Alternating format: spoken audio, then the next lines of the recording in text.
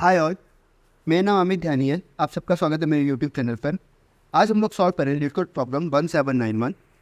Problem का नाम है find centre of star graph. तो क्वेश्चन क्या है कि आपको एक स्टार ग्राफ दे रखा है, ओके, और आपको स्टार ग्राफ का सेंटर फाइंड आउट करना है, ठीक है। तो स्टार ग्राफ क्या होता है? तो स्टार ग्राफ क्या होता है कि इसमें एक नोड होता है, उसे हम सेंटर नोड कहते हैं, और बाकी सारे नोड जो होते हैं वो इस सेंटर नोड से कनेक्टेड होते हैं, ठीक है। तो अगर इसमें क्या रखा है क्वेश्चन में कि आपके जो ग्राफ्स है वो 1 से लेके n तक उन्हें लेबल कर रखा है, और उसमें से कोई सा भी एक ग्राफ होगा वो एक नोड जो होगा वो सेंटर नोड होगा, ठीक है, और बाकी सारे जो नोड होंगे वो इस वाले नोड से क्या होंगे, कनेक्टेड होंगे, ठीक है। तो आपको यही सेंटर नोड फाइंड आउट करना हो, ठीक है। तो कैसे करेंगे हम लोग, है ना। तो इसका बहुत सिंपल सा आप लॉजिक सोच सकते हो कि क्या करना होगा आपको कि आप क्या करो, जैसे मान लीजिए आपने पहला एज उठाया 4 से लेके 2 वाला, ठीक है।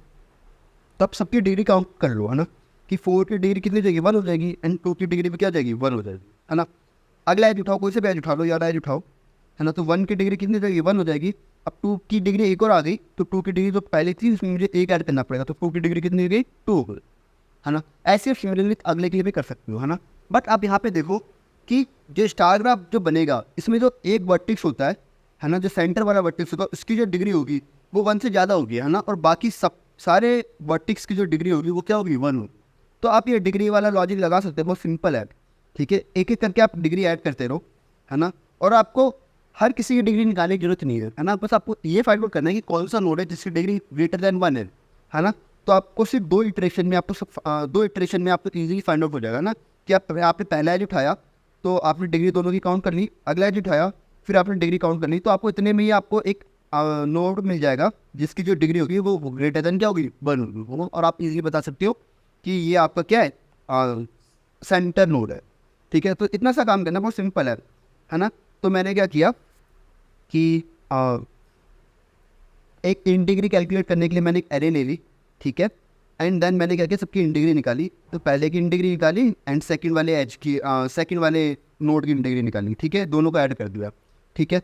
तो फर्स्ट पहली बार तो कोई दिक्कत वाली वो बात होगी नहीं, जैसे कि अगर मैंने 4 और 2 उठाया तो मैंने क्या किया, 4 की इंटीग्री 1, 2 की इंटीग्री 1, तो कोई दिक्कत वाली बात होगी नहीं, ठीक है। फिर आगे क्या करना पड़ेगा आपको, आगे आपको फिर दोबारा से अगला वाला वर्टिक्स उठाना पड़ेगा, अगला वाला एज उठाना पड़ेगा। तो आपने क्या लिया, 1 और 2 लिया, तो फिर 1 की इंटीग्री 1 एंड 2 की इंटीग्री क्या जाएगी, 2 हो जाएगी, है ना। तो जैसे ही किसी की इंटीग्री 1 से ज़्यादा हो गई तो आपको क्या करना पड़ेगा, रिटर्न करना पड़ेगा, ठीक है। तो आई होप चीज़ समझ आ रही है, बहुत सिंपल है ना, ठीक है। अगर मैं इसकी टाइम कॉम्प्लेक्स भी देखूँ तो आपको जो ये 4 लूप है सीधे 2 बार ही चलेगा, मतलब सिर्फ 2 इटरेशन में आपका काम हो जाएगा, इसको पूरे लास्ट तक चलने की जरूरत पड़ेगी ही नहीं, है ना। तो आपका जो टाइम कॉम्प्लेक्सिटी होगी वो सिर्फ और सिर्फ क्या होगी, ऑर्डर ऑफ 1 होगी, ठीक है। स्पेस कॉम्प्लेक्सिटी क्या होगी, आप क्या ले रहे हैं यहाँ पे, मैंने एक क्या लिया, एक एरे ले रही, ठीक है, जिसकी वजह से जो स्पेस है वो कितना ले रहा है, एन ले रहा है, ठीक है। बट आप खुद सोचो कि मान लीजिए अगर आपके 10,000 एजिस हैं, वो 10,000 नोट्स हैं लेटर से, तो मैं क्या कर रहा हूँ, एक 10,000 साइज की क्या ले रहा हूँ, एक एरे ले रहा हूँ, है ना। इसका साइज क्या है, 10,000 है ना। बट आप जब इंटीग्री कैलकुलेट करो तो क्या करो, पहले वाले नोड के लिए कैलकुलेट करो, पहले वाले एच के लिए कैलकुलेट करोगे, ये पहले वाला एज है तो इसकी इंटीग्री निकालोगे, इसकी इंटीग्री निकालोगे, है ना। फिर क्या करो, अगला वाला एज उठाओगे, है ना, अगला वाला एज के लिए इसकी निकालोगे, इसकी निकालोगे ना, तो अगले वाले एज की मानो यहाँ आएगी, और जो अगली आएगी वो इन्हीं में से कोई सी आएगी, है ना। तो मतलब आपको एट द वर्स्ट सिर्फ 3 वैल्यू ही चाहिए, है ना। तो आपको मतलब ये पूरी एरे की तो जरूरत ही नहीं है ना। आप सिंपल एक मैप यूज़ कर सकते हो, है ना। मैप यूज़ करोगे तो उसमें सिर्फ 3 ही वैल्यू स्टोर होगी एट एनी टाइम, और ईजिली निकाल सकते हो, है ना। वो तरीका भी बहुत आप ईजिली कर सकते हो, ठीक है। एरे की जगह आप मैप ले लो, आप बहुत ईजिली निकाल लोगे, ठीक है।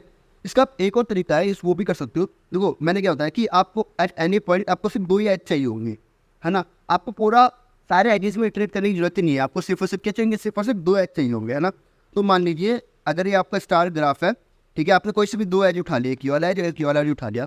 तो आप खुद सोचो, स्टार ग्राफ में क्या होगा, एक 4 से लेकर 2 पे एज है, एक 2 से लेकर 3 पे एज है, तो इसका मतलब एक नोड होगा जो दोनों एजेस में क्या होगा, कॉमन होगा। बस इतना सा लॉजिक है कि हमें क्या फाइंड आउट करना है कि जो 2 एजेस हैं उसमें कॉमन नोड फाइंड आउट करना है, ठीक है। एक एज में 2 एजेस में कॉमन नोड फाइंड आउट करना हो, कॉमन नोड आप निकाल लोगे। मान लीजिए अगर ये ए है, ये बी है, ये सी है, ये डी है, तो आपको बस फाइंड आउट करना है कि ए जो है वो सी या डी में से किसी के बराबर है या नहीं है।